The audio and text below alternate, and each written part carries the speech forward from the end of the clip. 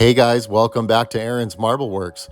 In this video, I'm going to show you a simple method to how to read a tape measure. So if you want to learn more about this easy skill, stick around and I'll show you how. Also, if you find my content helpful, please hit that like button and subscribe. It would really help me out.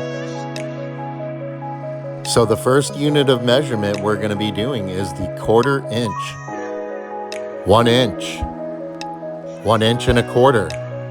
1 inch and a half, 1 inch and 3/4, 2 inches. Now we're going to learn the 1/8 inch marks.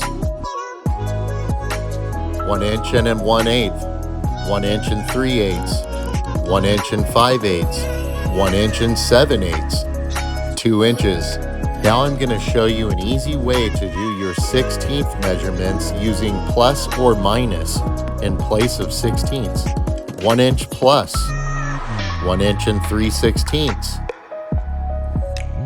1 inch and a quarter plus, 1 inch and a half minus, 1 inch and a half plus, 1 inch and 3/4 minus, 1 inch and 3/4 plus, 2 minus, 2 plus.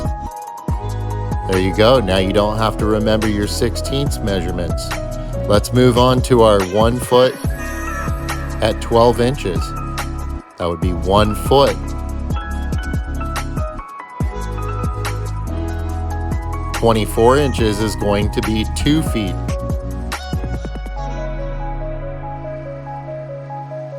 Well, there you have it, and I hope you found this video helpful. If you're watching this and you're not subscribed, what are you waiting for? Thanks for watching, guys.